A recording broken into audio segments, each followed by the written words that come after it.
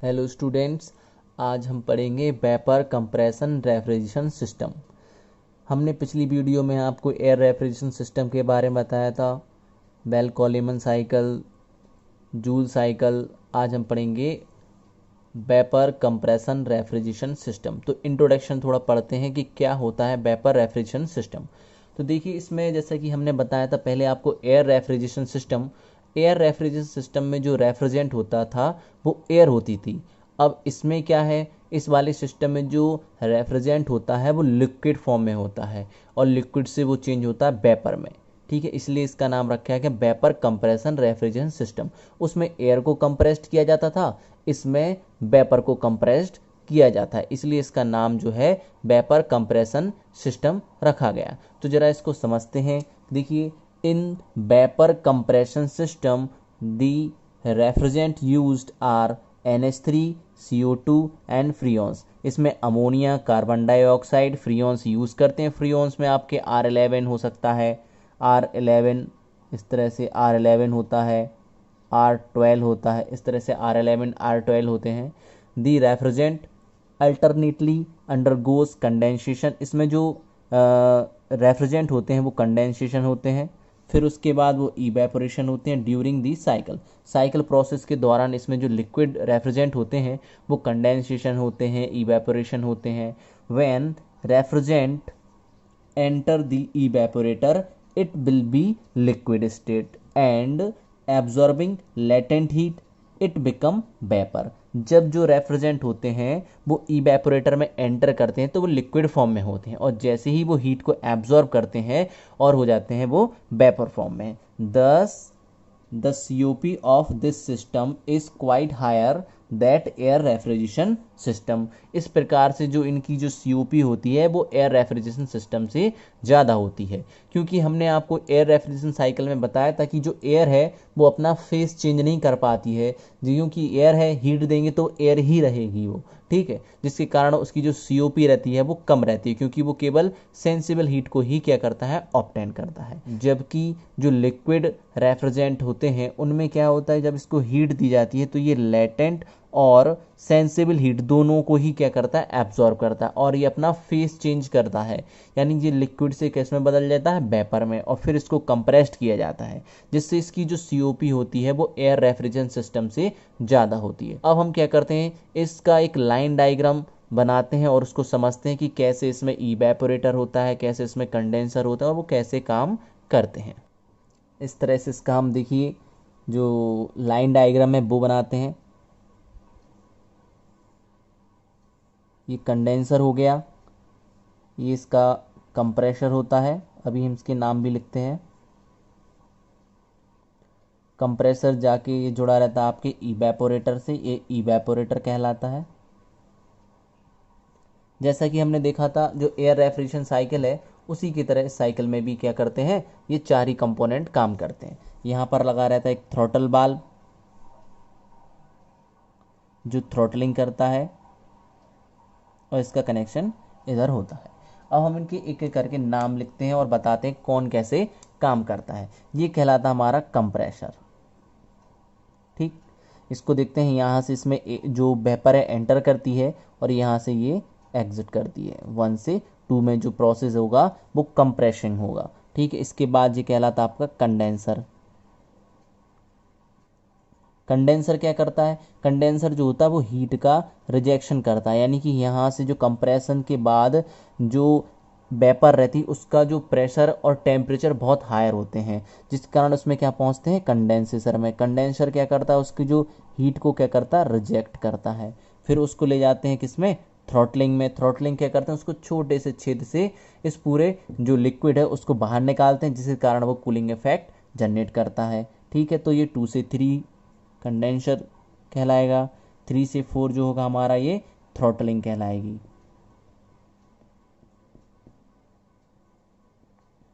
Throttling कहलाएगी, ये 4 number हो गया। ये कहलाता हमारा क्या, इवेपोरेटर।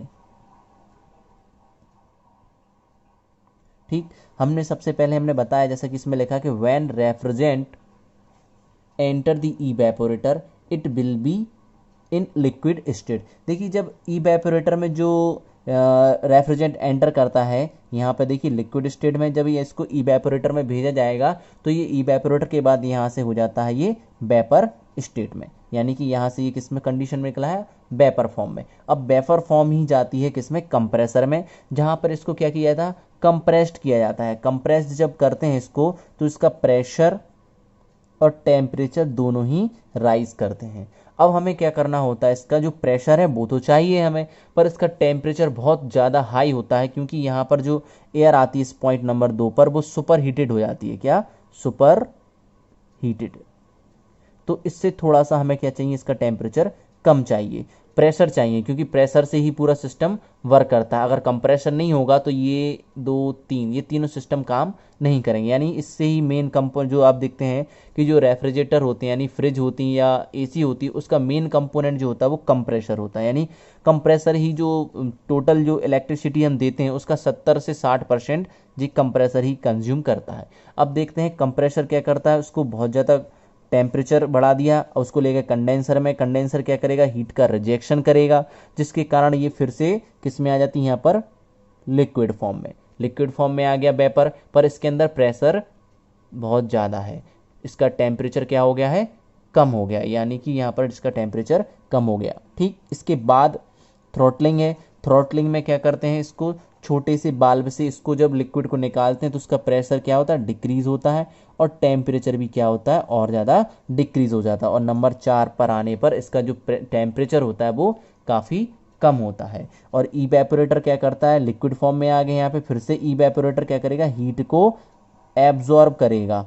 एब्जॉर्ब करने के बाद ये क्या करेगा, फिर से उसको वेपर फॉर्म में बदल देगा, और फिर से ये कंप्रेसर में जाएगा। कंप्रेसर से इसका प्रेशर टेम्परेचर दोनों इंक्रीज होंगे, और प्रेशर बढ़ जाएगा और टेम्परेचर बढ़ जाएगा। इसके बाद क्या करते हैं, उसको कंडेंसर में ले जाते हैं, जहाँ पर इसके प्रेशर को क्या रखते हैं, कांस्टेंट रखते हैं, यानी कि प्रेशर इसका कांस्टेंट है, मतलब प्रेशर जितना है उतना ही रहे, बस इसकी जो हीट है वो थोड़ी कम हो जाए। हीट कम होने के कारण ये फिर से क्या पहुंच जाता है, लिक्विड फॉर्म में। लिक्विड फॉर्म से इसको कहाँ भेजते हैं, थ्रॉटल बाल्ब में। थ्रॉटल बाल्ब से क्या करते हैं, इसको जब थ्रॉटलिंग कराते हैं, थ्रॉटलिंग प्रोसेस होता है, इसको कराते हैं हम किस पे, आइसेंट्रोपिक थ्रॉटलिंग होती है। इसमें जो प्रोसेस जो काम करता है वो आइसेंट्रोपिक थ्रॉटलिंग कराते हैं, कि जो हीट है वो सिस्टम के बाहर नहीं जाती, और बाहर की हीट है जो सिस्टम के अंदर नहीं आती है। पर जैसे ही ये थ्रॉटलिंग से बाहर निकलते हैं तो इसका प्रेशर और टेम्परेचर दोनों गिर जाते हैं, और ये पहुंचता है लिक्विड फॉर्म में। और लिक्विड से इसमें देखते हैं जो टेम्परेचर रहता है यहाँ पर बहुत ही कम रहता है, और लिक्विड से अब जो इवेपोरेटर में पहुँचता है, जहाँ पे इसको इवेपोरेटर में भी क्या कराते हैं, इसका प्रेशर कांस्टेंट रखते हैं। प्रेशर इसमें भी इसका कांस्टेंट रखते हैं, और ये क्या करता है, हीट का एडिशन होता है, यानी हीट को एब्जॉर्ब करता है, और इस तरह से ये फिर से वेपर फॉर्म में बदलता है, और ये साइकिल इस तरह से वर्क करती है। हमने आपको अभी कंप्रेसर के बारे में बताया, कंप्रेसर भी किस तरह से वर्क करता है, आइसेंट्रोपिक। आइसेंट्रोपिक का मतलब हो गया जो हीट है वो सिस्टम के क्या होने चाहिए, बाहर नहीं जाने चाहिए, और जो बाहर की हीट है वो सिस्टम के अंदर नहीं आना चाहिए। इस तरह से ये चारों जो कंपोनेंट है वो काम करते हैं। अब हम इसका पढ़ते हैं टीएस ग्राफ। देखिए स्टूडेंट्स, आपके सामने वेपर कंप्रेशन साइकिल का जो लाइन डायग्राम है वो बना हुआ है, जिसमें compressor, condenser, receiver, throttling, evaporator. Receiver जो लगा हुआ है, पिछले उसमें हमने रिसीवर नहीं बताया, रिसीवर का यहाँ पर कोई मेन कंपोनेंट में रिसीवर को काउंट नहीं किया जाता है, फिर भी जो रिसीवर लगाया जाता है वो इसलिए लगाया जाता है कि कंडेंसर के बाद जो लिक्विड होता है वो ये स्टोर करता है, और स्टोर करने के बाद थ्रॉटल में भेजता है, जिससे कि थ्रॉटलिंग में जो लिक्विड की कमी ना रहे। अब हम पढ़ते हैं टीएस ग्राफ। तो टीएस ग्राफ को देखिए, सबसे पहले बनाते हैं टीएस लाइन, ये हमारी एंट्रोपी लाइन हो गई, और ये हमारी कांस्टेंट टेम्परेचर लाइन हो गई। देखते हैं कि अब हमने दोनों लाइन को बना दिया गया है। इसमें अब बनाते हैं ग्राफ को। टीएस ग्राफ किस तरह से बनता है, तो देखिए सबसे पहले इस ग्राफ को बनाते हैं, तो इस तरह से ये ग्राफ बनता है, इस तरह से जाता है, और इस पर कई सारी लाइनें बनती हैं जो कि हमारी कांस्टेंट प्रेशर लाइन कहलाती है। जैसे जैसे इस ग्राफ के ऊपर की ओर बढ़ते हैं, इसमें जो लेटेंट हीट होती है वो कम होती जाती है। आप जानते हैं कि जब प्रेशर ज़्यादा होता है तो जो लिक्विड होता है वो क्या करता है, लेटेंट हीट को एब्जॉर्ब नहीं करता है, सीधे ही वेपोराइजेशन होने लगता है। सुपर क्रिटिकल पॉइंट पर ये है इसका सुपर क्रिटिकल पॉइंट, जहाँ पर जो लिक्विड होता है वो सीधे सीधे बिना ही लेटेंट हीट के सीधे किस में चेंज होता है, वेपर में। इस तरह से ये ग्राफ बनाया गया है। अब देखते हैं इसमें कौन कौन सी लाइन को क्या कहते हैं। देखिए सबसे पहले ये जो रीजन होता है इस तरफ का जो एरिया है इसको हम बोलते हैं सब कूल रीजन।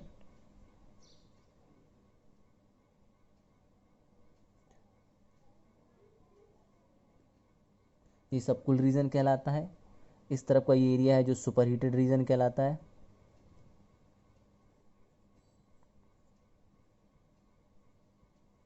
ये हमारी जो होती है लाइन इसको बोलते हैं saturated vapour line.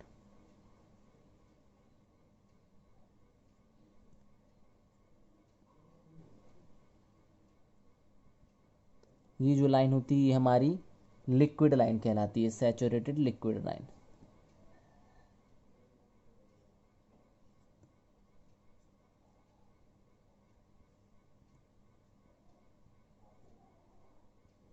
Saturated liquid line जो यहाँ इन दोनों के बीच की जो लाइन है ये लिक्विड प्लस के वेपर लाइन कहलाती है। इसको वेट रीजन भी कहते हैं।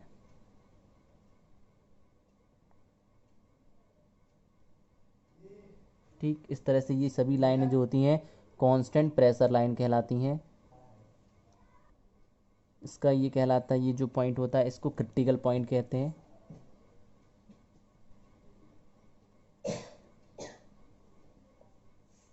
क्रिटिकल पॉइंट कहलाता है ये। अब देख रहे हैं कि इसमें इतने सारी जो लाइन्स होती हैं इन लाइन के बाद ये डोम्स बनता है, पर एक्चुअल कंडीशन में पहले ये लाइन बनती हैं फिर उसके बाद ये डोम्स को बनाया जाता है। हम एक ग्राफ बनाते हैं जो आपको समझाने के लिए, ठीक है, फिर इस ग्राफ पर दोबारा से वापस आते हैं तो इससे आपको पता चलता है कि ये जो ग्राफ है ये डोम जो दिख रहा है ये बाद में बनाया जाता है, पहले बनती है ये कांस्टेंट प्रेशर लाइन। तो देखते हैं यहाँ पर हम बना रहे हैं, यहाँ पे वही ग्राफ फिर से बना रहे हैं। सबसे पहले क्या होता है अलग अलग प्रेशर लाइन पे जो देखते हैं हम, जैसे हमने मान के चलो यहाँ पर रखा है 50 बार के लिए, 50 बार पर किसी गैस को हम जब गर्म करते हैं तो उस पर क्या कंडीशन होती है, फिर 60 बार के लिए, मतलब हर एक लाइन के लिए प्रेशर जो है कांस्टेंट है। इस तरह से कई सारी लाइन बनाते हैं हम, प्रेशर को हम लगातार बढ़ाते जा रहे हैं इस तरह से। और ये वाली जो है क्रिटिकल प्रेशर लाइन कहलाती है, यानी कि ये प्रेशर जो है हर एक लाइन पर कांस्टेंट और धीरे धीरे ऊपर की ओर इंक्रीज हो रहा है। तो ये पहले सबसे पहले ये प्रेशर लाइन बनती है, फिर इन लाइंस की जो दिख रहे हैं ये पॉइंट्स, इन पॉइंट्स से जाता हुआ ये डोम्स जो बनाया जाता है। जबकि हमने इसमें पहले डोम्स बनाया फिर ये प्रेशर लाइन बनाई है। तो ये आपको समझाने के लिए बना देते हैं पहले डोम्स, जबकि डोम्स जो है वो बाद में बनता है, पहले ये प्रेशर कांस्टेंट लाइन बनती हैं। ये कांस्टेंट लाइन बनाई जाती है प्रेशर की, उसके बाद ये डोम बनता है। अब इसके बाद फिर से हम इसी पर आते हैं, यहाँ पर सिर्फ इसको ये बताने के लिए बनाया गया है कि जो डोम है वो बाद में बनता है, ये पहले प्रेशर लाइन बनाई जाती है। इसमें हमने कुछ पॉइंट्स बताए हैं कि कौन सा ये सबकूल रीजन है, ये सुपर हीटेड रीजन है, ये आपका सैचुरेटेड वेपर लाइन है, ये सैचुरेटेड लिक्विड लाइन है, ये लिक्विड वेपर यानी वेट रीजन कहलाता है। और धीरे धीरे प्रेशर को ऊपर की ओर बढ़ा रहा है, हर एक लाइन पर प्रेशर कॉन्स्टेंट है, ठीक है, बढ़ता जा रहा है। यहाँ पे मान के चलो 50 है, ये 60, ये 70 है, 80, इस तरह से प्रेशर लगातार ऊपर की ओर बढ़ रहा है, पर हर एक लाइन पे प्रेशर कैसा रहता है, कांस्टेंट रहता है। अब इसमें हम कुछ और चीज़ समझते हैं।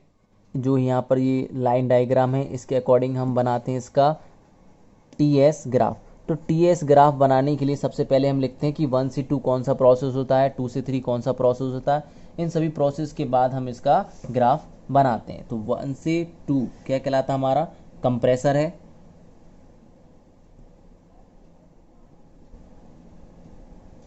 ठीक है। कंप्रेसर में क्या कराते हैं हम, आइसेंट्रोपिक कंप्रेशन।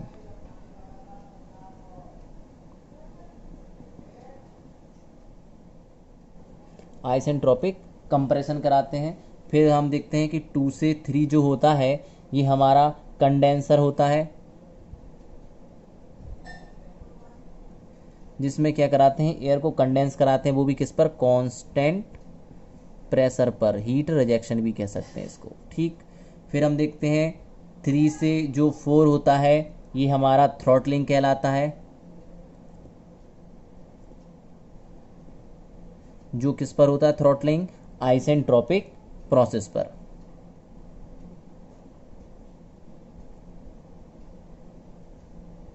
ठीक। फिर 4 से 1। 4 से 1 जो होता है ये होता है हमारा इवेपोरेटर। इवेपोरेटर भी जो होता है वो कांस्टेंट प्रेशर पर ही होता है। इवेपोरेटर कांस्टेंट प्रेशर पर हीट का क्या कराते हैं, एडिशन।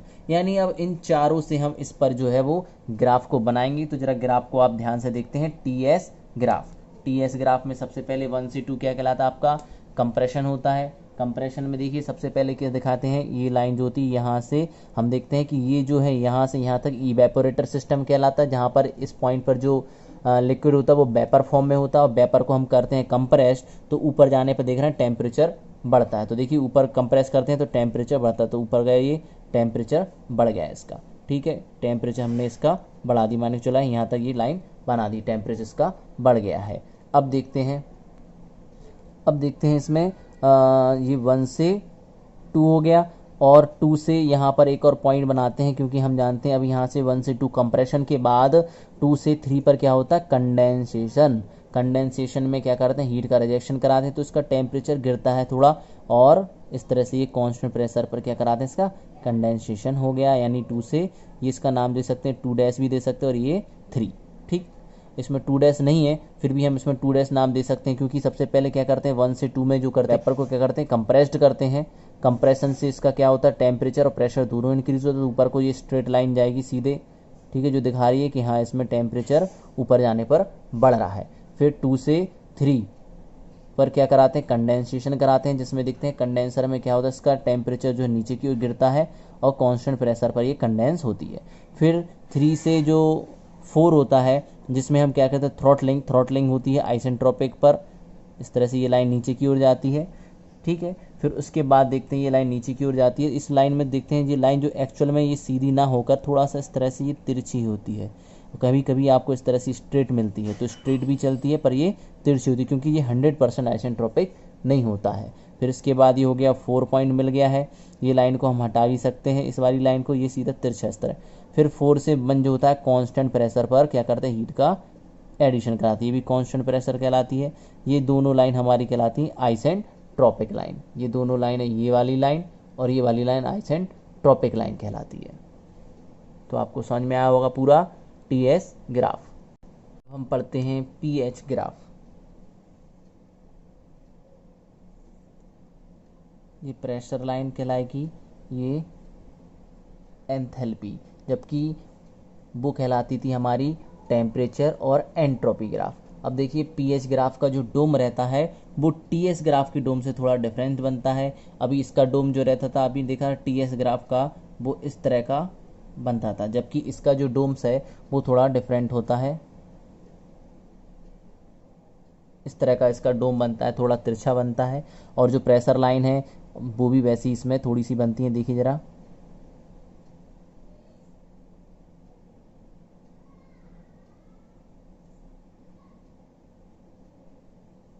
इस तरह से इसमें जो प्रेशर लाइनें बनाई जाती हैं।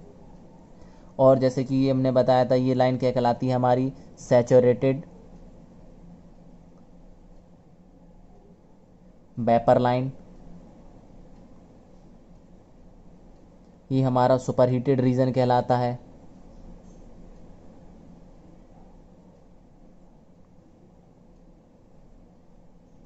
ये हमारा सबकूल रीजन कहलाता है।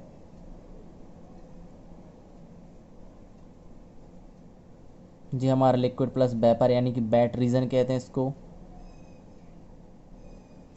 अब इसमें देख रहे हैं जो आपकी जो लाइनें हैं ये सब प्रेशर कांस्टेंट लाइन कहलाती हैं। हर एक का प्रेशर अलग अलग रहता है, सब पे प्रेशर जो रहता है वो कांस्टेंट रहता है।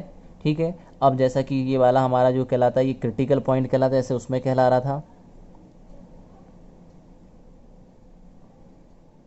ठीक, और कह रह गया इसमें सबकूल लाइन हो गई, ये हमारी सैचुरेटेड लिक्विड लाइन कहलाती है।